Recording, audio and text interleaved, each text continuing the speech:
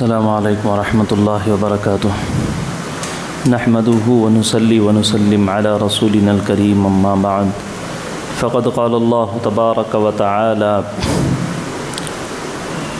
عسى أن تكرهوا شيئا فهو خير لكم وعسى أن تحبوا شيئا فهو شر لكم والله يعلم ما تعلمون وقال نبينا صلى الله عليه وسلم ارضي بما قسم الله لك تكن أغنى الناس او كما قال نبينا صلى الله عليه وسلم۔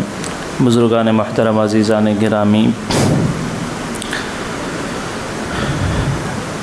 دنیا کو اللہ تبارک و تعالی نے اپنی تقدیر سے بنایا ہے، اور یہ اللہ کی تقدیر اور اللہ کے علم و اندازے پر چل رہی ہے، اور سب چیزیں جو کائنات ابھی وجود میں بھی نہیں آئی، جب سے اللہ تعالیٰ کے علم و اندازے میں یہ ساری کائنات کی ہر چیز اللہ کی تقدیر میں مقرر و متعین ہے، اور دنیا کے اندر وہی ہوتا ہے جو وہ چاہتے ہیں، بندے جو چاہتے ہیں وہ نہیں ہوتا ہے۔ وَمَا تَشَاءُونَ إِلَّا أَن يَشَاءَ اللَّهُ، جو تم چاہتے ہو وہ نہیں ہوتا، اللہ جو چاہتے ہیں وہ ہوتا ہے۔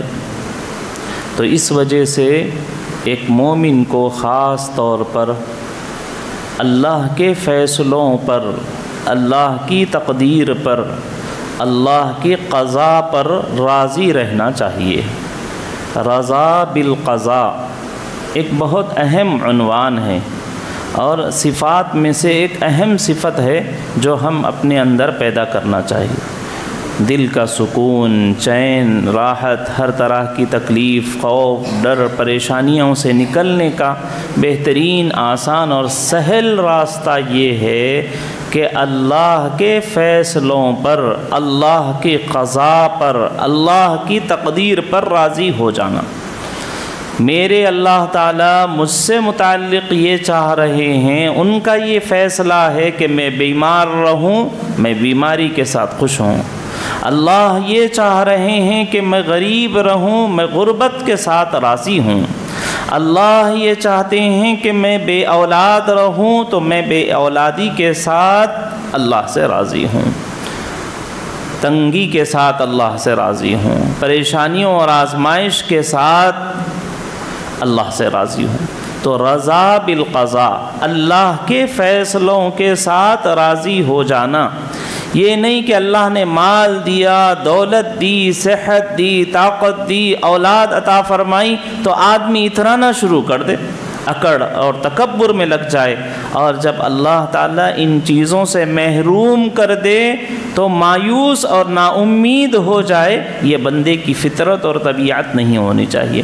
بندے کی طبیعت یہ ہے کہ ہر حال میں اللہ سے راضی، ہر حال میں ہم اللہ سے خوش ہیں، اور ہم نہیں جانتے کہ اللہ تعالیٰ یہ کیوں کر رہے ہیں، ہم نہیں جانتے۔ اولاد نہیں دے رہے ہیں تو اللہ کی کیا مصلحت ہے، یہ اللہ جانتے ہیں۔ اللہ نے اولاد دیا ہے، واپس بلا لیے ہیں، وہ دنیا سے رخصت ہو گئے، یہ اللہ کے فیصلے سے ہم راضی ہیں۔ اللہ تعالیٰ نے مال نہیں دیا ہے، اس پر بھی اللہ تعالیٰ سے راضی ہیں۔ بیماریاں ہیں، اللہ ہر دکان کھول رہے ہیں، نفع نہیں ہو رہا ہے، اس پر بھی ہم اللہ سے راضی ہیں۔ تو بندے کی طبیعت یہ ہونا چاہیے کہ اللہ کے فیصلوں سے، اللہ کی قضاء سے، اللہ کی تقدیر سے راضی رہنا چاہیے۔ یہ آخرت کے اعتبار سے بھی، اجر و ثواب کے اعتبار سے بھی یہ چیز بہتر ہے۔ اس لیے کہ حدیثوں میں کہا گیا صبر تو یہ ہے عند صدمۃ الاولی، الصبر عند صدمۃ الاولی۔ صبر کس کو کہتے ہیں؟ صبر یہ نہیں ہے کہ ہر طرح کی کوشش کر لینے کے بعد آپ، یعنی پہلے آپ خوب رو لیے ہیں، اس کے بعد آپ بول رہے ہیں کہ آپ صبر کر لینا، اب تو صبر ہی ہوگا۔ جب آپ کو پہلے تکلیف پہنچی تھی، اس وقت میں آپ نے اپنی زبان پر کنٹرول کیا، آپ نے اپنے خیالات پر کنٹرول کیا، آپ نے اپنے ہاتھ پیر پر کنٹرول کیا، تو یہ صبر ہے۔ ایسا تو نہیں ہوتا کہ کسی کے نقصان کا علم ہوا اور اس وقت میں آپ نے زبان سے واہیات بکیں، برے الفاظ کہے، اور پھر ہاتھ بھی چلایا، زبان بھی چلائی، دل میں برے خیالات بھی لے، اور آخر میں کہہ رہے ہیں کہ میں صبر کر لے رہا ہوں. تو یہ صبر کہاں ہوا؟ صبر تو عند صدمۃ الاولیٰ، جب صدمہ پہنچے پہلے پہل گھڑی کے اندر اپنی زبان پر، اپنے ہاتھ پیر پر، اپنے خیالات پر، اپنے عقائد پر کنٹرول کرنا، اس کو صبر کہتے ہیں. تو میرے بھائیوں، اللہ کے دنیا ہے ہی ایسی کہ جہاں پر ہر آدمی کو ہر خواہش پوری نہیں ہو سکتی. جنت ہے جہاں انسان کی ہر خواہش پوری ہوتی ہے. دنیا ایسی نہیں ہے کہ یہاں ہماری ہر خواہش پوری ہو جائے، ہماری ہر تمنا، ہر طرح کی راحت، ہر طرح کی خوشی، ہر طرح کی فتح و کامیابی دنیا میں مل جائے، ہر ایک کو مل جائے. یہ دنیا کا نظام ہے ہی نہیں. سب بادشاہ بن جائیں ایسا ہو ہی نہیں سکتا، یا سب فقیر بن جائیں یہ ہو ہی نہیں سکتا، سب اچھے ہو جائیں یہ ہو ہی نہیں سکتا، سب بیمار ہو جائیں یہ ہو ہی نہیں سکتا. دنیا چل ہی نہیں سکتی. یہاں خوشیوں کے ساتھ غم ہاں عالم جہنم ہے، یہ عالم دوزخ ہے، وہ ہے تکلیفوں کی جگہ، وہ ہے خوف کی جگہ، اور وہ ہے عذاب کی جگہ، آزمائش کی جگہ. اور جنت ہے خوشیوں، سکون، راحت، انعام کی جگہ. لیکن دنیا کے اندر کبھی بندے کو خوشی ملتی ہے اور کبھی اس کے فوراً بعد غم آ جاتے ہیں. کبھی مالی نفع ہوتا ہے، کبھی نقصان اس کے ہاتھ آ جاتا ہے، کبھی صحت مند رہتا ہے، کبھی بیمار ہو جاتا ہے. دنیا کے اندر اللہ تبارک و تعالی حالات لاتے رہتے ہیں. وَتِلْكَ الْأَيَّامُ نُدَاوِلُهَا بَيْنَ النَّاسِ، لوگوں کے درمیان میں ہم حالات الٹ پھیر کرتے رہتے ہیں. ایسا نہیں کہ ایک ہی آدمی کو ایک ہی طرح ہمیشہ ایک حالت میں رکھا جائے، ایسا نہیں ہوتا، بلکہ خوشی کے ساتھ غم، غم کے ساتھ خوشی، صحت کے ساتھ بیماری، بیماریوں کے بعد صحتیں، آدمی کو نفع کے ساتھ نقصان، نقصانوں کے بعد نفع، یہ اس طرح سے دنیا کے اندر چلتے رہتا ہے. اور اللہ نے ایسی ہی دنیا بنائی ہے. اس وجہ سے ایسے سسٹم سے، ایسے نظام سے اپنے آپ کو راضی کر لینا چاہیے. کسی بھی چیز میں اللہ تبارک و تعالیٰ کے فیصلے پر ہم اپنی بات یا اپنی خواہش نہیں چلانا چاہیے. اللہ کی مرضی ہے، اللہ جو چاہتے ہیں کرتے ہیں. حضرت ذی النور مصری رحمۃ اللہ علیہ ایک اللہ والے ہیں، وہ بیمار ہو گئے. عیادت کرنے والے ان کے پاس گئے اور ان سے پوچھا کہ صحت کیسی ہے، کیسے ہیں آپ؟ انہوں نے کہا بہت اطمینان ہے، بہت خوش ہوں، کسی طرح کا کوئی غم نہیں ہے، کسی طرح کی کوئی پریشانی نہیں ہے. پھر انہوں نے یہ کہا کہ میں پریشان کیسے ہو سکتا ہوں جبکہ پوری دنیا کے اندر میری مرضی کے مطابق کام چل رہا ہے. تو جس کی مرضی کے مطابق کام ہو رہا ہو اس کو کیا غم ہو سکتا ہے؟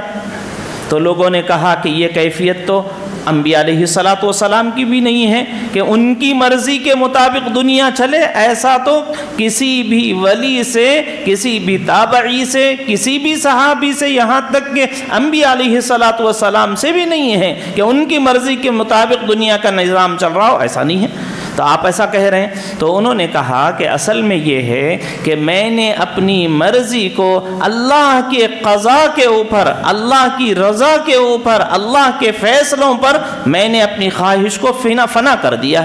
میں نے مٹا دیا ہے اللہ کے فیصلوں اور ان کے قضاء کے سامنے میں نے اپنے ہتھیار ڈال دیے ہیں کہ جو میرے مولا کریں، جو میرے اللہ کریں، وہ سب سے میں راضی ہوں. جس حال میں وہ رکھیں اس حال میں میں اچھا اور خوش ہوں، وہی میرے لیے فائدہ مند ہے، میں یہ سمجھتا ہوں. اس وجہ سے مجھے اب کوئی حالت آتی ہے، بیماری بھی ہو جاتی ہے تو کوئی نہیں، میرے اللہ میرے لیے بہتر یہ چاہ رہے ہیں. انہوں نے بیمار کیا، خوشی خوشی بیمار ہو گئے. تو میرے بھائیوں، دنیا میں چین و سکون، ذہنی امراض سے حفاظت کا ایک طریقہ ہوتا ہے.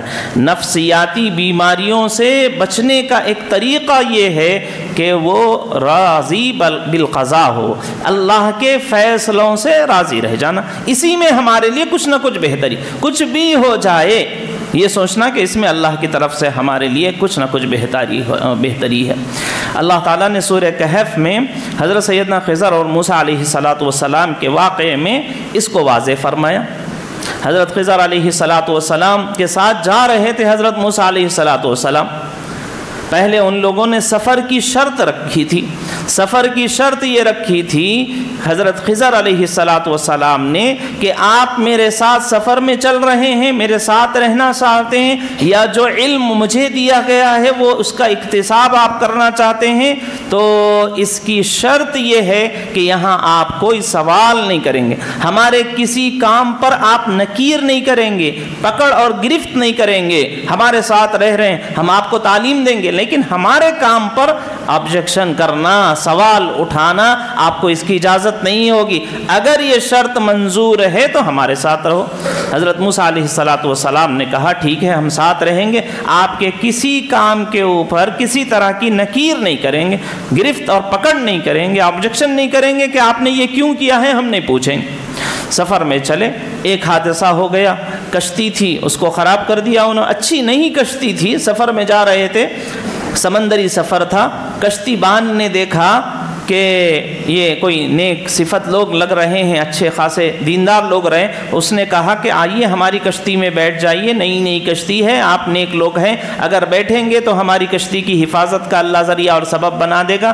بغیر کرائے کے ان دونوں کو بٹھا لیا، راستے میں چلتے ہوئے ہلکے سے سب سے چھپا کے نگاہ بچا کے حضرت خضر علیہ السلام نے اس کشتی کے اندر سوراخ کر دیا۔ آپ اندازہ لگائیے سمندر ہو، کشتی ہے اور اس میں کوئی سوراخ کر دے تو یہ کتنا خطرناک، ڈوب جانے، ختم ہو جانے، مر جانے کا ذریعہ اور سبب بنتا ہے۔ ایسے ہی کچھ دور اور چلے تو ایک چھوٹا بچہ کھیل رہا تھا، اس کو پکڑا حضرت خضر علیہ السلام نے اور اس کی منڈی ایسے موڑ دی جس کی وجہ سے اس کی وفات ہو گئی، انتقال ہو گیا۔ حضرت موسیٰ علیہ السلام کو آبجیکشن ہوا، انہوں نے کہا یہ کیا کر رہے ہو، کسی ناحق کو قتل کرنا بہت بڑا گناہ ہے اور آپ ایک بچے کو قتل کر رہے ہیں۔ تو پھر اس کی وجوہات حضرت خضر علیہ السلام نے بیان فرمائی۔ اما السفینۃ فکانت لمساکین یعملون فی البحر فاردت ان اعیبها وکان وراءہم ملک یأخذ کل سفینۃ غصبا۔ انہوں نے کہا اب آپ نے جس شرط پر آپ کو رہنے کے لیے کہا گیا تھا وہ شرط آپ باقی نہیں رکھ سکے، آپ نے کہا میں نے کہا تھا کہ میرے ساتھ رہنا ہے تو سوال نہیں کرنا چاہیے، میرے کسی فعل کے اوپر گرفت نہیں کرنی چاہیے، پکڑ نہیں کرنی چاہیے، لیکن آپ بار بار سوال کر رہے ہیں۔ میں اس کی حکمت بتا دیتا ہوں آپ کے یہاں جانے سے پہلے، اب تو آپ کو جانا ہی پڑے گا، یعنی اس مدرسے سے اخراج ہو گیا، نکلنا ہی پڑے گا آپ کو، چلے جانا ہے، یہاں رہنا نہیں ہے، نکال دیا گیا، لیکن حکمت بتائی کہ کیوں آپ یہ ہم کر رہے تھے، کیوں ایسے قانون بنائے تھے اور کیا ہو رہا تھا، اس کی وجوہات حضرت موسیٰ علیہ السلام نے بتائی اور یہ کہا حضرت خضر نے بتائی۔ حضرت خضر نے کہا ہم نے کشتی میں سوراخ اس لیے ڈال دی تھی کہ یہ جس ملک میں یہ کشتی جا رہی ہے وہاں ایک ظالم بادشاہ ہے، وہ اچھی کشتیوں کو لے لیتا ہے، غصب کر لیتا ہے، چھین لیتا ہے، اس وجہ سے ہم نے سوراخ کر دیا تاکہ وہاں جانے کے بعد اس کشتی کو عیب دار سمجھ کر وہاں کا حکمراں یہ چیز اس سے چھین نہ لے اور اس غریب کی روٹی کا ذریعہ بن نہ ہو جائے، اس وجہ سے ہم نے ان کے اوپر کرم کر دیا اور اس میں سوراخ کر دی۔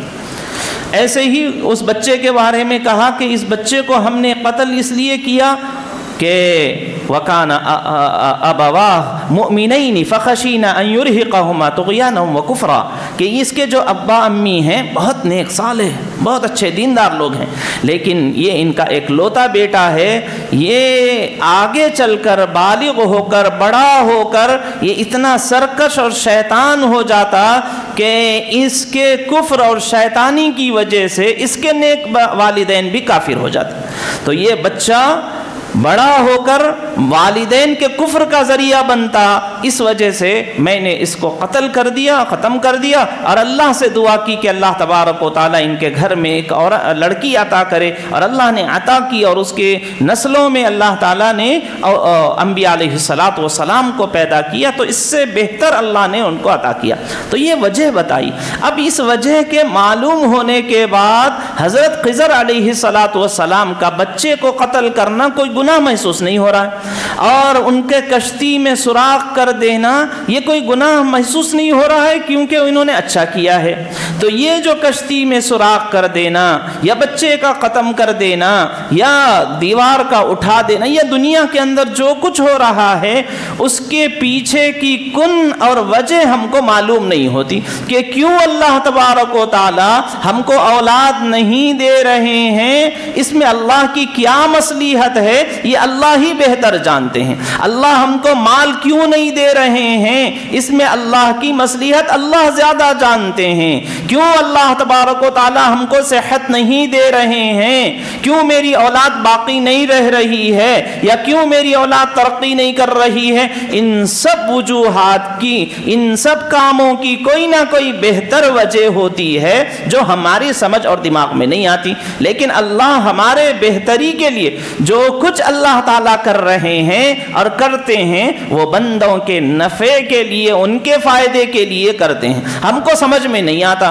اور ہم گلا شکوہ اللہ سے مایوس نا امید ہو جاتے ہیں کہ اللہ تبارک و تعالیٰ ہم کو نہیں دے رہے۔ ہم اتنے نیک ہیں، اتنے صالح ہیں، اتنے نیک کام کر رہے ہیں، اس کے باوجود ہم کو اولاد نہیں ہو رہی۔ کتنے والدین ہیں آج بچوں کے حوالے سے اولاد نہ ہونے کی وجہ سے پریشان ہیں، اللہ سے شکوے شکایت کر رہے ہیں، لیکن نہیں جانتے کہ ان کے گھر میں اولاد آنے کی وجہ سے ان پر کیا فتنے آنے والے ہیں، کیسی آزمائشیں آنے والی ہیں، کس دکھ سے وہ گزرنے والے ہیں، وہ ہم آج نہیں جانتے۔ اس وجہ سے ہم دعا کر رہے ہیں کہ اللہ اولاد دے دے۔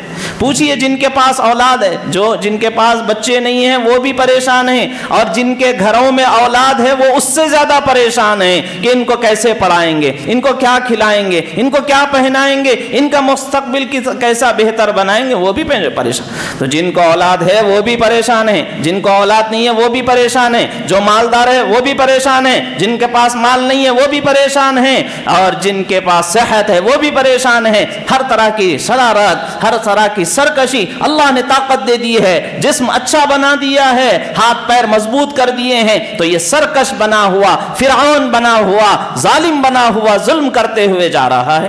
تو میرے بھائیوں، اللہ نے، اللہ کے رسول نے ہم کو جو تعلیم دی ہے وہ یہ تعلیم ہے کہ اللہ کے فیصلوں سے راضی رہو، اللہ کے فیصلوں پر سوال نہ اٹھاؤ کہ یہ کیوں کیا گیا، یہ کیوں کر رہے ہیں، بلکہ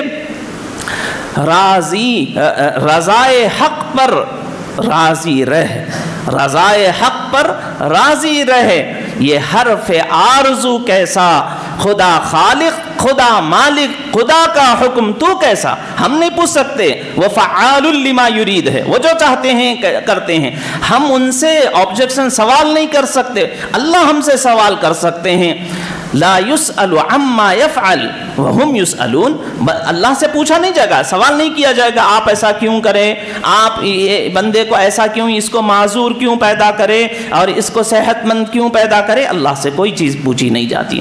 تو میرے بھائیوں، قرآن و حدیث کی تعلیمات میں بہتر زندگی گزارنے کے لیے، نفسیاتی امراض سے بچنے کے لیے، صبر پر آنے کے لیے، ثواب اور اجر حاصل کرنے کے لیے ایک تعلیم، ایک طریقہ وہ رضا بالقضاء کا ہے، اللہ کے فیصلوں پر راضی اور خوش ہو جانا، جو اللہ کر رہے ہیں اس پر خوش ہونا۔ اللہ تبارک و تعالیٰ نے حضرت سیدنا محمد رسول اللہ صلی اللہ علیہ وسلم کو اولاد نہیں دی، لڑکے نہیں ہوئے، بہت دنوں کے بعد لڑکا ہوا اور وہ باندی سے ہوا۔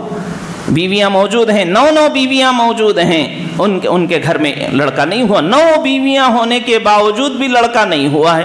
حضرت عائشہ رضی اللہ عنہ چھوٹی عمر کے ہیں، سارے اسباب ظاہری پائے جا رہے ہیں، حضرت زینب بنت جحش ہیں، سارے ظاہری اسباب پائے جا رہے ہیں، صحت پوری طرح سے ہے، دونوں طرف سے صحت ہے، اس کے باوجود بھی اولاد نہیں ہو رہی۔ کہیں اللہ کے رسول صلی اللہ علیہ وسلم کا شکوہ شکایت اللہ سے موجود نہیں ہے کہ آپ نے شکوہ شکایت کیا ہو۔ ہاں، دشمنوں نے تانا ضرور دیا ہے، غیروں نے تانا دیا ہے، دشمنوں نے تانا دیا ہے، اعداء نے، جن کے دلوں کے اندر حسد تھا، جلن تھی، ان لوگوں نے آبجیکشن سوال کیا، لیکن اللہ کے رسول صلی اللہ علیہ وسلم نے کہیں سوال نہیں کیا۔ لڑکا ہوا، باندی سے ہوا اور کچھ عمر کو پہنچے، اللہ کو پیارے ہو گئے، حضور صلی اللہ علیہ وسلم کی آنکھوں سے آنسو جاری ہو گئے، بڑی آرزوؤں اور تمنا اور خواہشوں کے بعد یہ لڑکا ہوا تھا اور وہ اللہ کو پیارا ہو گیا۔ لیکن حضور نے فرمایا کہ اس وقت بھی ہم وہی کہیں گے جو اللہ تبارک و تعالیٰ نے جس کے کہنے کی اجازت دی ہے، ہم اس وقت میں بھی ہم یہ نہیں کہیں گے کہ اللہ نے ہمارے بچوں کو کیوں چھین لیا ہے، اللہ کو یہ پسند نہیں ہے، اس طرح کے کوئی گندے الفاظ نہیں بولنا چاہیے۔ ہر طرح کے اللہ کے فیصلوں سے راضی رہنا، اللہ کی تقدیر پر خوش ہونا چاہیے، اسی میں ہمارے لیے کوئی بہتری، اسی میں اللہ نے کوئی مصلحت رکھی ہے۔ آج چھپی ہوئی ہے یہ چیز، کل کو معلوم ہوگی۔ بلکہ ہمارے بعض بزرگوں میں ایک اللہ والے تھے، شاہ دولہ رحمۃ اللہ علیہ، بہت بڑے بزرگ تھے۔ وہ جس گاؤں میں تھے وہاں ایک مرتبہ باڑھ آ گیا، بارش بہت ہو گئی، تو جو ان کے پانی کے ذخیرہ کرنے کا ڈیم وغیرہ تھا وہ بھر گیا، اور قریب تھا کہ اس کا جو بند ہے اس کو روکنے کے لیے جو دیوار لگائی گئی ہے وہ ٹوٹنے کے قریب آ گئی۔ تو سارے لوگوں کو معلوم تھا کہ یہ بہت بڑے اللہ والے ہیں، تو لوگ جا کر کہنے لگے کہ حضرت دعا کر دیجئے کہ بارش رک جائے، مزید بارش اور دن تک چلے گی تو یہ پانی ڈیم میں بھر کر اس کا جو بند اور پل ہے وہ ٹوٹ جائے گا اور ہماری ساری بستی ختم ہو جائے گی۔ تو جب ان لوگوں نے یہ کہا کہ ایسا ہوگا تو فوراً ایک سبل اور پھوڑا لیے اور کہا وہ بند کہاں ہے جہاں سے ٹوٹنے کے امکانات ہے، اور وہاں جب لے گئے تو وہ بند توڑنے لگے۔ تو لوگوں نے کہا کہ حضرت ہم یہ کہہ رہے ہیں کہ یہ پل نہیں ٹوٹنا چاہیے، آپ کہہ رہے ہیں توڑ دے رہے ہیں۔ تو انہوں نے کہا کہ جدھر اللہ تبارک ہو، جدھر میرے مولا ادھر شاہ دولہ، جدھر اللہ کی مرضی ہے، اللہ چاہتے ہی ہم کو ڈبانا تو اس سے پہلے ہم ڈوب جانا چاہیے، یہ کہنا مقصود تھا ان کا۔ تو یہ اللہ والوں کی شان ہوتی ہے، ان کی طبیعت ہوتی ہے، ہر انسان کو ایسی ہی، اسی میں ہماری عافیت ہے، اسی میں ہماری خیریت ہے، اسی میں ہمارے ایمان کی حفاظت ہے، اسی میں اللہ کا تقرب ہے کہ ہم اللہ کے فیصلوں سے راضی رہ جانا۔ جس بندے کے لیے جو کیفیت، جو حیثیت اللہ تعالیٰ نے رکھی ہے اس پر راضی رہنا، خوش رہنا، مطمئن رہنا چاہیے۔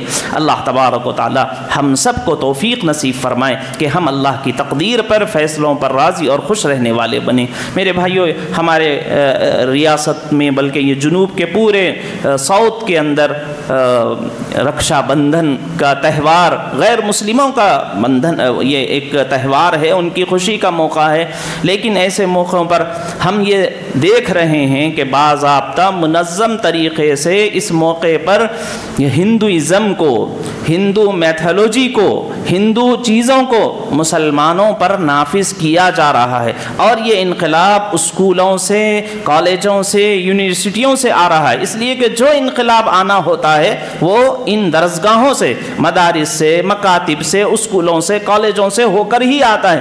وہاں محنت کرنا پڑتا ہے، جو وہاں محنت کر لیتا ہے وہ کامیاب ہو جاتا ہے۔ تو جن کو انقلاب لانا ہوتا ہے وہ وہاں محنت کرتے ہیں، ان کے اپنے اسکولز ہوتے ہیں، ان کے اپنے کالج ہوتے ہیں، ان کے اپنی یونیورسٹیاں، ان کے مکاتب، ان کے مدارس ہوتے ہیں، ان کے ٹیوشن سینٹر ہوتے ہیں، وہاں سے انقلاب آتا ہے۔ یہاں سے انقلاب نہیں آتا، یہ جمعے کے بیانات سے انقلاب، روڈوں پہ پھرنے سے انقلاب نہیں آتا، انقلاب وہاں سے آتا ہے۔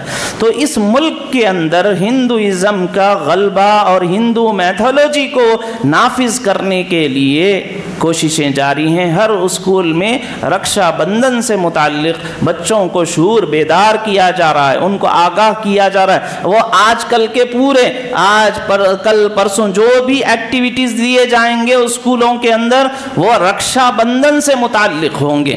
ہم اپنے بچوں کو سمجھانے کی ضرورت ہے، بیٹا یہ ہماری کوئی تہوار نہیں، یہ ہماری عید نہیں ہے، یہ نہ ہی ہمارے ملک کا کلچر ہے، یہ انڈین کلچر نہیں ہے کہ پورے ہندوستان میں رکشا رکشا بندھن ہو رہا ہو، یہ ساؤتھ کا ایک خاص ان کے لوگوں کا تہوار ہے، تو ہمیں بتانے کی ضرورت ہے ان کو. ہم اسکولوں کے حوالے کر رہے ہیں تو وہاں جو فتنے ہیں اس سے بچانا بھی ہماری ذمہ داری ہے. رکشا بندھن مسلمانوں کا نہیں ہے، یہ حفاظت کا ذریعہ. مسلمانوں کا عقیدہ یہ نہیں ہے کہ دھاگے اور تاگے اور کڑے اور زنجیریں ہم کو بچانے والی نہیں ہیں، بچانے والے اللہ کی ذات ہے. یہ غیر مسلم ہیں، وہ یہ سمجھتے ہیں کہ یہ اگر کوئی بہن بھائی کو دھاگا باندھ دیتی ہے تو وہ تاگا اس کی حفاظت کرتا ہے. یہ بالکل ہندوانہ کلچر، ان کی تحقیق، ان کے تہذیب، ان کے مذہب کا حصہ ہے کہ کوئی دیوی جنات سے لڑ رہے تھے اور ان کو جنات کا غلبہ ہو رہا تھا، وہ پریشان ہو کے جنگ سے باہر بھاگ کے آ گئے